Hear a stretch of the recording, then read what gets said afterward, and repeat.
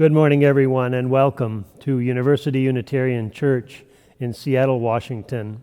It's Sunday, March 7th, 2021, and my name is Jon Luopa. I'm the senior minister here, and I'm here this morning with my colleague, Beth Chronister, our musicians, and our tech crew, and we are delighted to bring you this worship experience, whether you're here in the Seattle metropolitan area or somewhere all across the United States. It is good for us to be together. Let us begin the service with the ringing of the bell.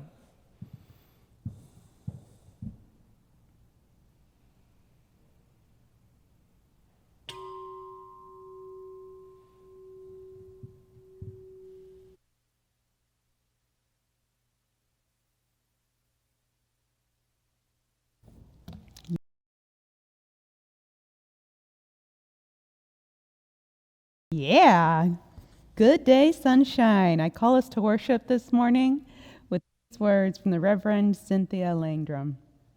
We gather together in different ways this morning, from computer screens, from telephones. We gather, reaching out across the wires, waving from a safe distance, to come together in religious community. From living room to front porch to car seat, we gather as we are able, ready to be of service to each other, to the world, ready to build the community of hope and of love. As we face this bright morning, we are apart, but we are together, offering our love, our commitment, our hope and our prayers in service to one another and this world. It is a new way, but an old way, that we come together and worship today. Welcome to worship. Welcome to University Unitarian Church.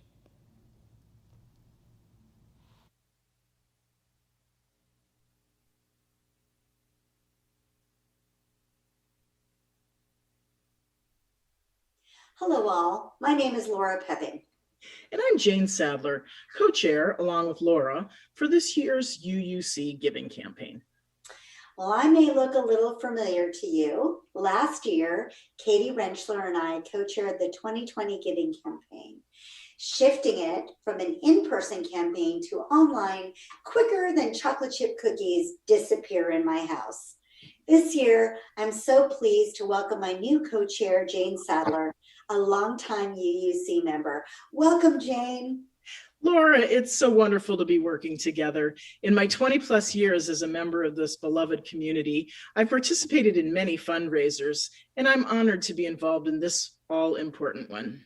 Well, I couldn't be happier to be your partner in crime for this campaign, and I think we should not wait one more moment to announce the 2021 Giving Campaign is now officially underway. Our theme this year is Nurturing Connections in a Virtual Age. What is the Giving Campaign exactly? Each year, our dedicated board of directors, along with the staff and ministers, take a long look at what money is needed to keep our community and our beautiful church running.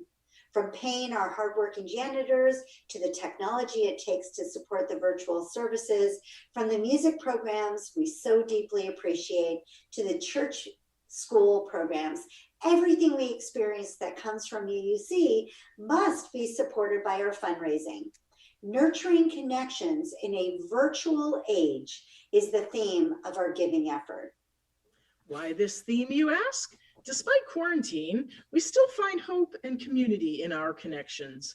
From preparing and donating meals for the homeless via Lake City Partners to online classes for children and youth, UUC continues to bring people together. Bruce and I have enjoyed hosting and participating in the Zoom happy hours through the Stewardship Committee. It's almost as much fun as meeting with all of you face-to-face at Nathan Johnson Hall after the service. I also know that the virtual services have allowed UUC to reach beyond our building's walls, reaching many new current and former community members wherever they may be. So now, Jane, the fun begins as we launch this campaign, which runs from today until April 9th. We would so appreciate that you make your giving campaign pledge before April 9th through the UUC Connect website. Laura, we have so many upbeat events, activities, and messages in store.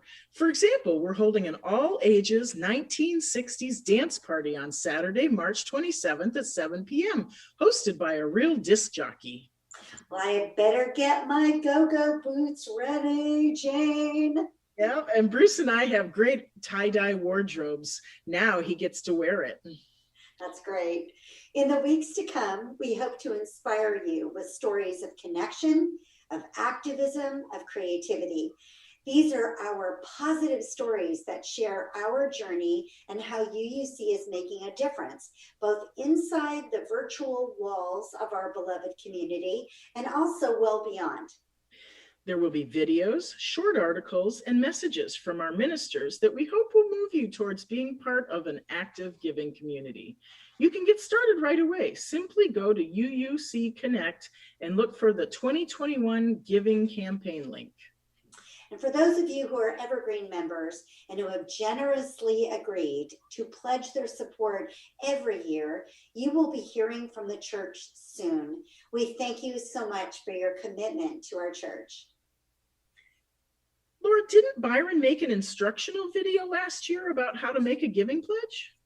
Oh, he sure did, Jane, and it is back by popular demand. We will have a link to that video in the gateway, and you will be seeing it repeatedly throughout the giving campaign. I can never get enough of Netflix and Byron instructional videos during quarantine. Well, I'm partial to outdoor activities myself, Laura, but I know how important it is to have clear instructions. You know how much airline pilots like checklists. And you're an airline pilot, so I know. So Jane, I truly look forward to this year's campaign. And if you have any questions or need further assistance with your giving pledge, please don't hesitate to contact the church office or either one of us. Thank you for all of your commitments to UUC and for supporting us in our efforts to tell stories of community and connection for this year's giving campaign. We are nurturing connections in a virtual age. Bye.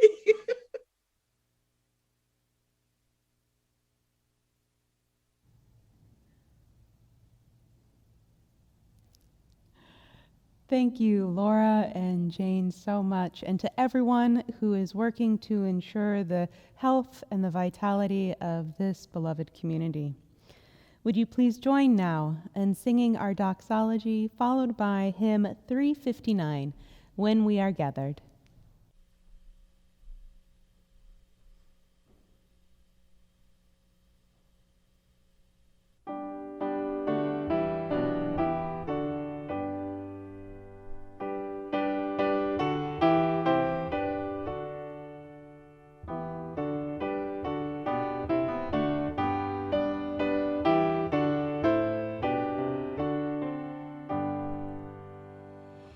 From all that dwell below the skies, let songs of hope and faith arise. Let peace, goodwill on earth be sung through every land, on every tongue.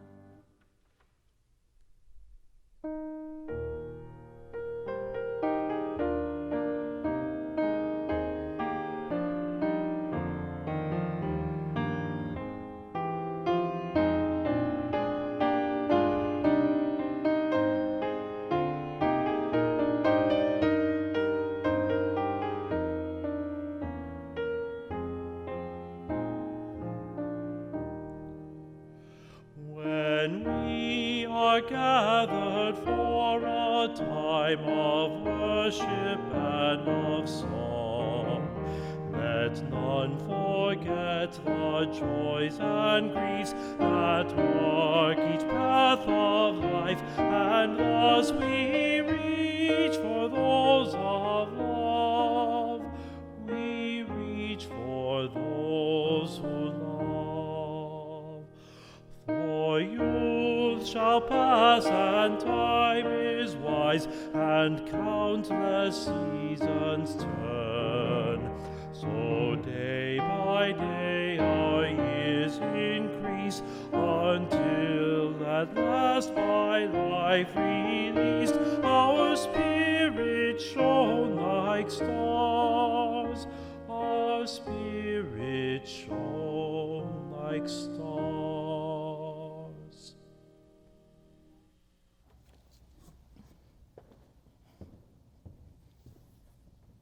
At this point in our service, we gratefully receive the morning offering. Would you please join me now in saying the words we say each week? This church is a community of ourselves. Its energy and resources are our energy and resources. Its wealth is what we share. When we contribute to the life of this community, we affirm our lives within it.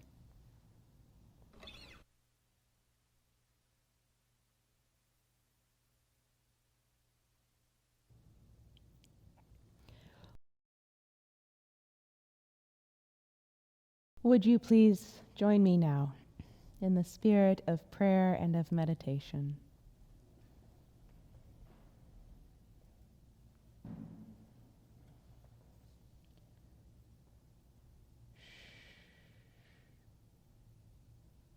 Become quiet and still.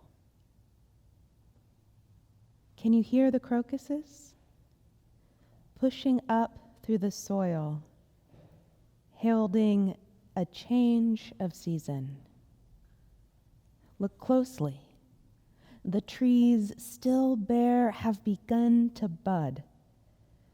Tender, hopeful, the beginnings of new limbs stretching out into the sky. Audacious, little pink and white flowers have appeared from out of winter's dormancy. We are entering into the season of emergence, of color and fragrance, of transformation. The season which lies between what was and what will be, which means we are squarely within what is. Shh. Become quiet and still. Do you sense what is emerging within? The tender bud of your own desire, that beckoning call towards growth and discovery, the questions that have become illuminated. A season of becoming, waking from the dormancy of a year on pause. Will this be the season of blooming without shame, as the cherry trees do? Will this be the season that the calls of life and love, the thirst for justice, become so compelling, so irresistible as to override comfort as persons and as a people? The soft soil, the sweet crocus, and the budding tree whispering in their own languages. Let go, dear ones. You were meant to bloom. To these words and images, I invite you to add the silent prayers and longings of your own hearts.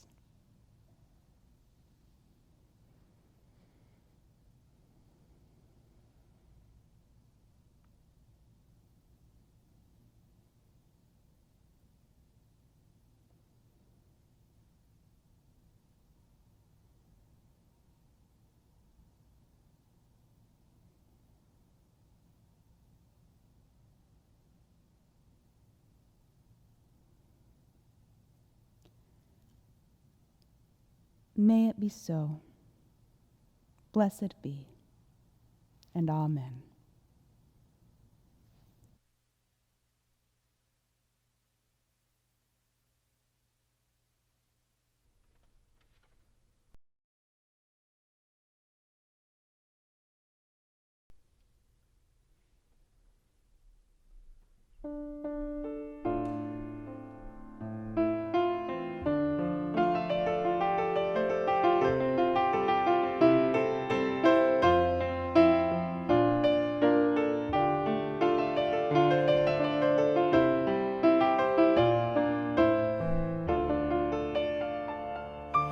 May I be filled with loving kindness.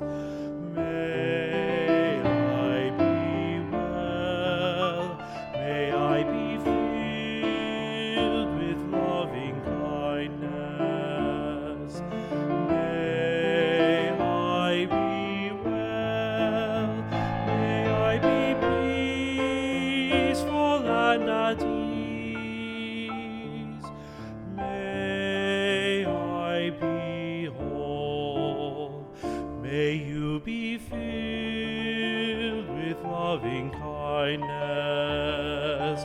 May you be well. May I be filled with loving kindness. May you be well. May you be peaceful and at ease. May you be whole. May we be filled with loving kindness. May we be well. May we be filled with loving kindness. May we be well. May we be peaceful and at ease. May we be well.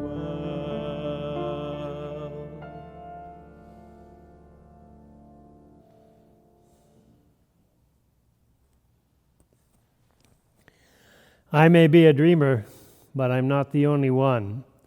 For those of us who grew up in the 60s, we remember these songs and this music, and we remember the great pathos of the time and the earnest desire for a world without war, where equality and justice and compassion were more the norm of the land rather than our hatreds and our divisions.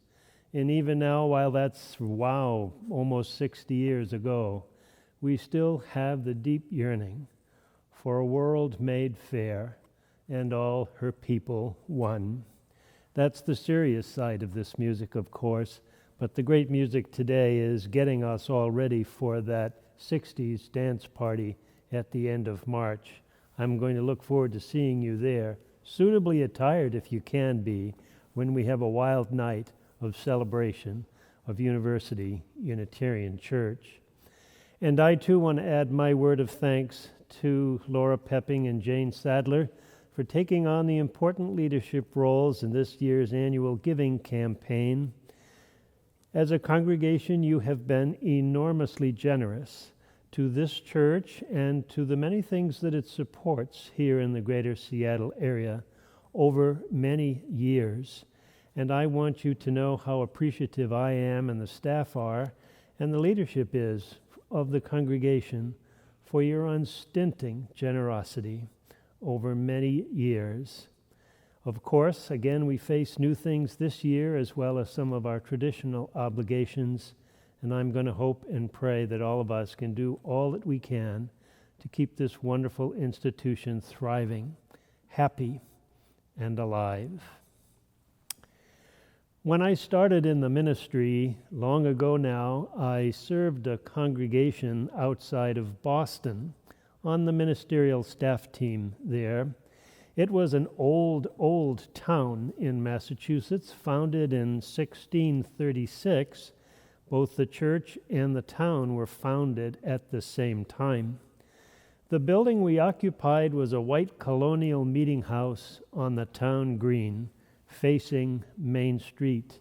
And because the town was important in the life of our country, it had many historic sites in it, and there were always lots of tourists who came to visit these places of interest.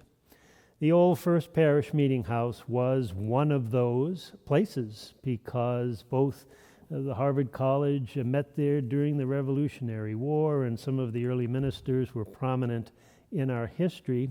And so especially during the summer months, tour hours were posted, and members had been trained to lead visitors and others through the church and the burying ground adjacent. But on one summer afternoon, after the official tours ended, I was the only one left in the meeting house, and as I was locking up, 3 persons approached the main door, and they were banging on the door. I opened it up, and they said, "Are we able to come in and look around?" And I said, "Oh, of course you are. Sure, come in. I can show you all around." "Well, why don't we start in the sanctuary?" I said, "and why don't you just wander around a little bit, and in a few minutes I'll catch up to you and answer some questions if you have them." And so they did. They took a seat in the high boxed pews and sat on the horsehair cushions. Yes, they're still there after 200 and some years. They wandered up into the galley. There was a galley on 3 sides of the meeting house sanctuary, and an organ in the choir loft in the back, pulpit in the front, high pulpit, so that you could see in the galley and see on the main floor. They went up into the pulpit, and they looked around, and then they came down, and they said, "Well, we'd like to ask you a couple of questions. You know, we saw your sign out in front, and it said Unitarian, and we had never heard of that before, and the building looked like a church, though, so we thought it's got to be a church. So let's take a look inside," and here we are. But we were just wondering, because as we stood in your pulpit, we noticed that there was no Bible in your pulpit. Do you people believe in the Bible? And I said, "Well, some of us do, and some of us don't." "Oh boy, do you believe in God?" "Well, some of us do, and some of us don't." Oh boy, this is getting a little tense now for these good visitors. And they said, "Well, what about Jesus? Do you have Jesus?" And I said, "Well, some people have Jesus, but not everybody has Jesus." At this point, they were just almost apoplectic, and they said, "Well, what about heaven and hell? Do you believe in heaven and hell?" And I said, I'm not going to touch that one. I'm not going to touch that one." But I was thinking to myself, I think I'll be in hell, but I won't be alone, because there'll be a lot of others whom I've associated with for years who will be there with me. "Well, I can't understand it," one of these visitors said. "How many people come to this church anyway?" And I said, "Well, you know, this is quite a big church for Unitarians. There are about 900 people who are members of this congregation." 900 people? That's nothing. That's nothing, they said. "Our church in Memphis, Tennessee has 14,000 members, 5 services on Sunday. And believe me, that's really a church." Well, what constitutes a church? There are a lot of different answers to that question. I tried to give these good Southern tourists a little introduction to Unitarian Universalism, but it was completely foreign to their own experience indeed. And even we, as Unitarian Universalists, sometimes struggle to answer that question. What kind of a church are we? We even have some folks who are uncomfortable with the word church because it reminds them of things they'd much rather forget. We often shy away from answering the question, I think to our own detriment, but I'm not going to do that today. I'm going to answer it. A couple of years ago, I was in Berkeley, California, at the Unitarian Church there. Maybe some of you have visited that big concrete fortress on the hill in Berkeley. They have a memorial garden right outside the church, and there's a plaque on the wall in the memorial garden with words inscribed and written by a member of that church, now deceased. His name was Bernard Loomer, and for many years he taught philosophy at the University of Chicago. When he retired, he moved to Berkeley with his wife, and they affiliated with that church. And he gave some definitions and some answers to the question, what kind of a church are we? And I'd like to share just a few of those with you this morning with my own twist on what I think they mean for us. Bernie Loomer said first that church is for enabling us to seek and to find some ultimate source of meaning and value. It is the primary purpose of a church, of any kind of church. And indeed, it is what makes a church a different institution from all other institutions that we have in our public life. Church is for enabling us to seek and to find some ultimate source of meaning and value. What I like about the way he said it, though, was he didn't tell us all what that was. He encouraged all of us to be on that lifelong journey of seeking something that we would consider ultimately meaningful, and ultimately of value.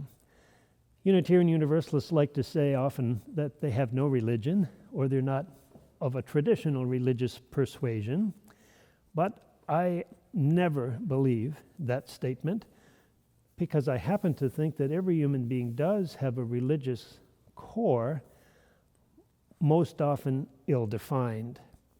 If you want to know what your religion is, you have to ask your question, is there anything in your life for which you would sacrifice almost anything, even your own life?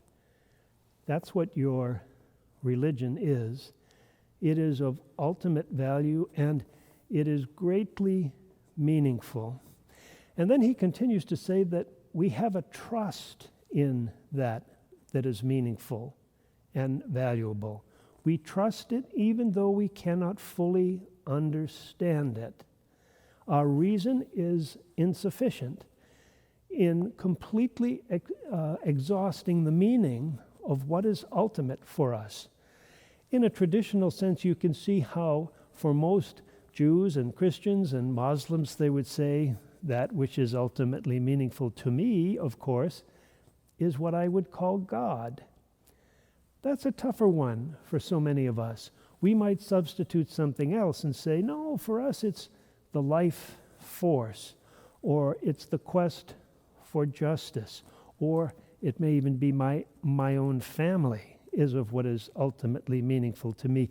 But our hope, of course, would be that this would get bigger and would expand, and that we would trust that even if we didn't fully comprehend it.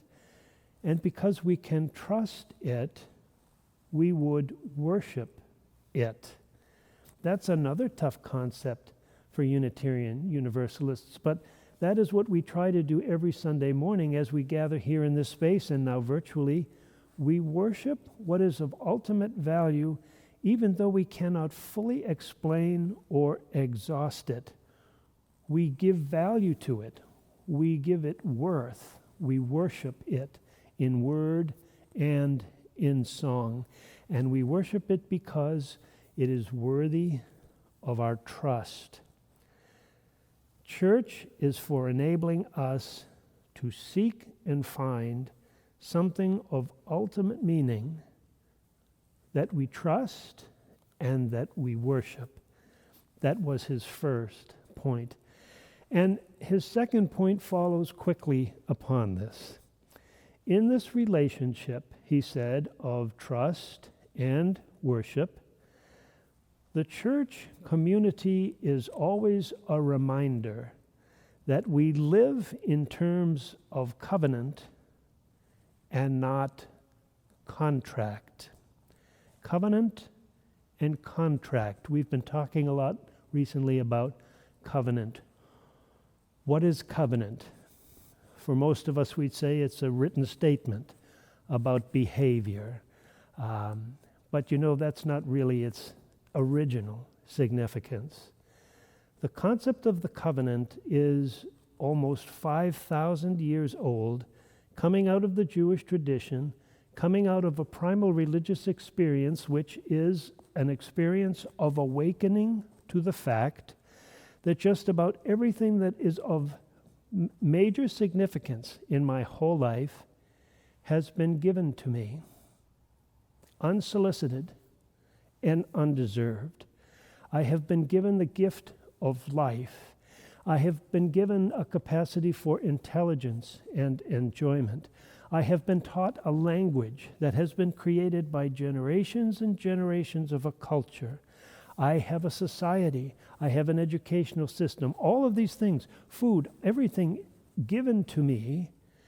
And when I recognize that I have been given so much, my primary response ought to be gratitude. I am grateful for what I have been given. And after one realizes how grateful one is, it occurs that there is a sense of obligation. If so much and so many have provided for me what I have, don't I also have an obligation to give back and to ensure the conditions for health and life and growth that others gave to me, that I can give to others? So the covenant begins in a profound religious experience of indebtedness to life and the response of ensuring the ongoingness of life. Now from that, centuries later, we extract, well, maybe we should write some rules to keep each other happy in our committee meetings or in our book groups or whatever it is we're doing. Well, those are covenants too, but they're behavioral covenants. But they don't really get to the deeper theological, profound meaning of that experience. So in the context of trust and worship, the purpose of church is to remind us that we live in the context of covenant and not contract. His third point is that church is for seeking as well as speaking the truth in love. Most often the truth is unwelcome and harsh. It can be judgmental. Most of us would really rather not know the truth or tell the truth, but it is of absolute necessity for our own integrity. But we have to learn to eschew our cowardice in telling the truth by telling the truth with love, sharing a hard message with each other in love. When I was a young minister, I served a congregation where the president of the board and myself got into a pretty bitter fight in a board meeting. It was harrowing. It never should have happened. He and I both lost any sense of professionalism in that meeting. We had to meet many times after that to make up for our bad behavior and to come to a deeper sense of understanding with each other. And we had to learn how to speak the truth in love to each other. That took a while. It was a humbling experience, but a deeply important one for me and for him. When I announced 10 years later that I was leaving to that church to go to another church, he wrote me a letter, which I still have, a letter which spells out how profound that experience was for him and what he learned about himself and what he learned about me and what he learned about being in relationship. And there are tough days on occasion when I pull that letter out of the drawer of my desk and I read it to myself to remind myself of the necessity to learn how to speak the truth in love. 10 years after that, when I returned to that congregation as a guest speaker one Sunday, who was the person sitting at the front door in his wheelchair at the age of 93, waiting to welcome me back to that church? It was that president. He lived only another year after that, but he wanted to make sure that he was right there to welcome me home. You see, church is for understanding and for being understood. Tough things, hard things. It's a place where we learn how to confess our shortcomings. A place where we ought to learn how to ask for forgiveness when we are ill-behaved. And a place where we learn how to repent. These are traditional words, but they are, I think, major constitutive pieces of every church, where we learn how to be in healthier relationship with each other, to own our own limitations, to own our capacity to hurt others, and where we need to learn how to forgive others for their shortcomings, for their just being who they are. My dad often used to say that one of the things we're never taught in school is to learn how to accept maybe the only kind of love that your most important person in your life can give you. We're all limited, we're all flawed, we're all wondrous, all of these things, but you know, our most intimate partners are limited too.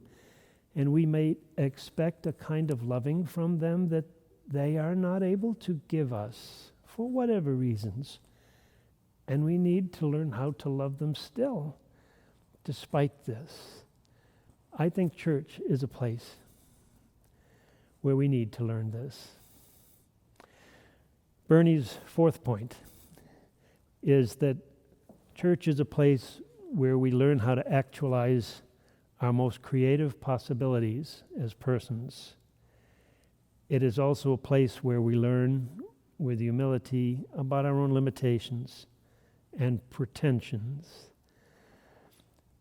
Unitarian Universalist churches for 5 centuries have made the quest for freedom a central part of the religious journey.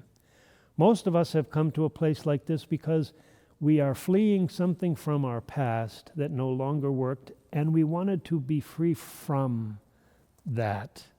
Maybe a religious persuasion or a home that wasn't working for us or a culture that wasn't working for us. And freedom seems to be the great ideal, the great God of Unitarian Universalism. But I think Bernie Loomer had it right when he said it's not about freedom from something, but it should always be freedom for something. The reason why I need to be free is so that I can be freer to give back to the community. You see, it's still part of that covenant notion, isn't it? I need to be free, not just for me. I need to be free to give back to the community. Only 2 more points.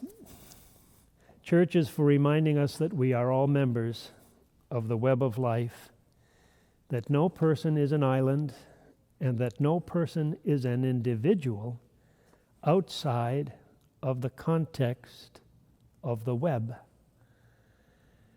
I think that that is a really profound philosophical insight.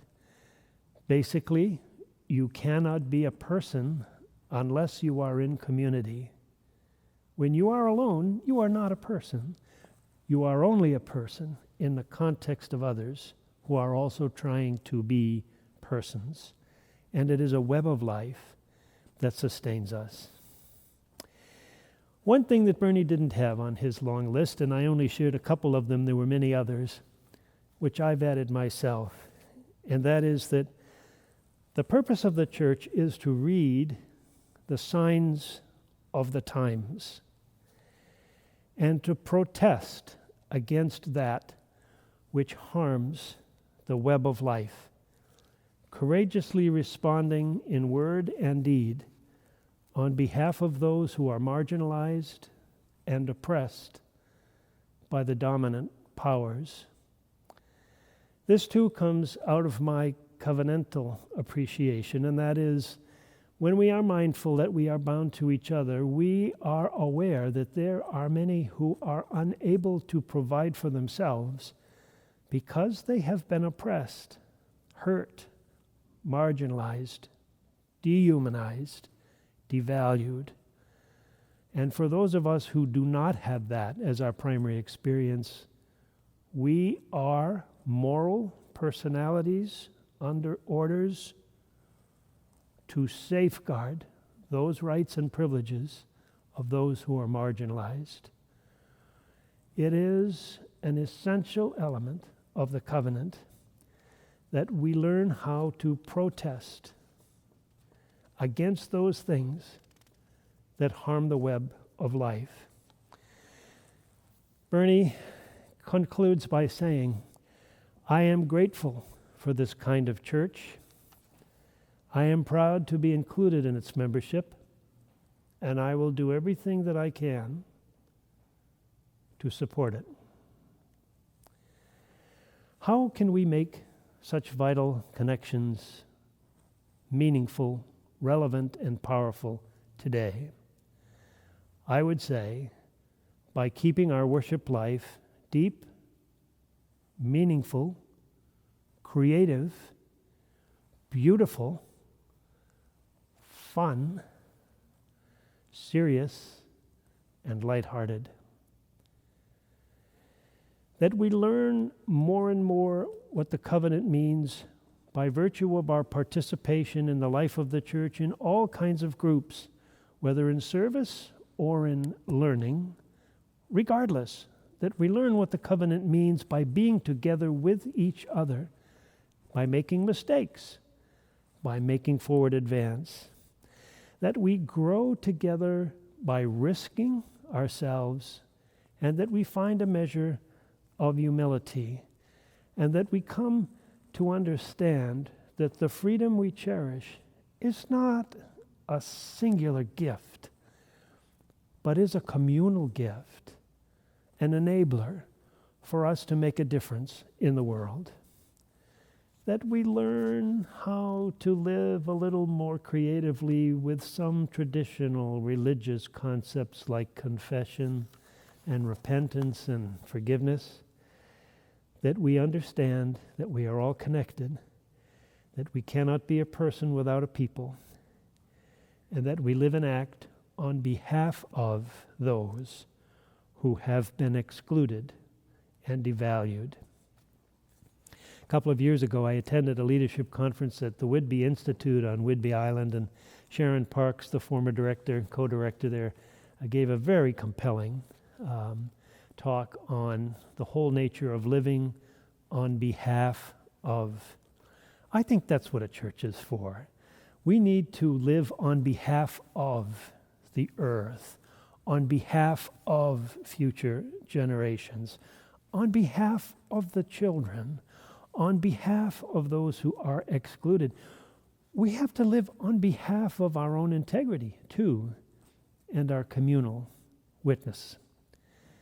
These are the kinds of vital connections that will keep this church as wondrous and as powerful and as imperfect as it always has been. I am proud to be a member of this kind of church, and I will do all I can to support it with my life. May it be so. Amen. Our closing hymn this morning is hymn number 108. My life flows on in endless song.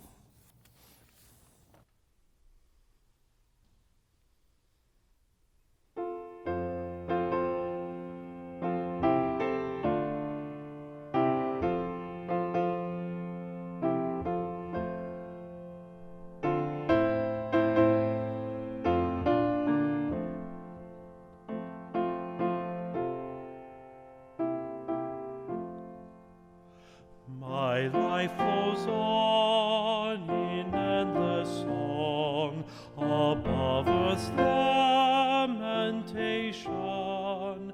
I hear the real, though far off hymn that hails a new creation.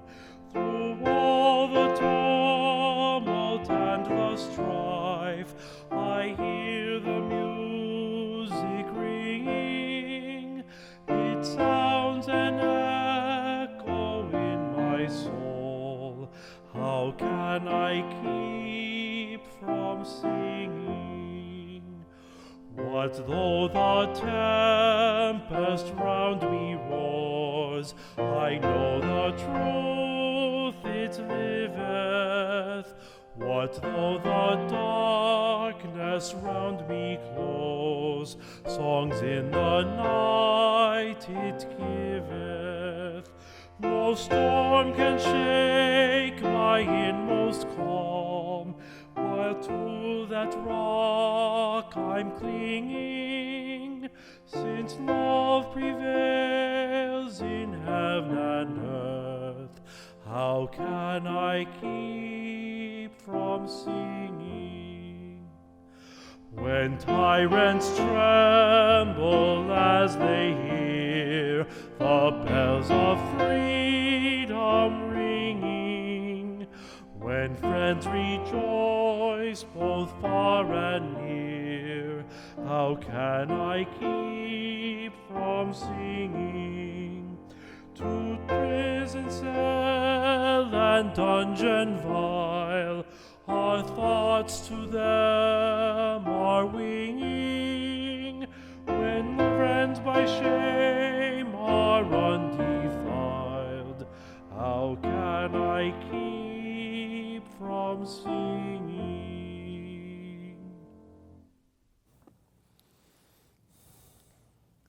That is a great old Quaker hymn. And over the years, as I've participated in ecumenical and interfaith gatherings, I often find myself sitting next to the Quakers in the room, and there's always been a sort of silent agreement between us. And on occasion, I give voice to it and say to the Quaker, you know, Unitarians are really Quakers who talk too much. But there it is, and here is this hymn.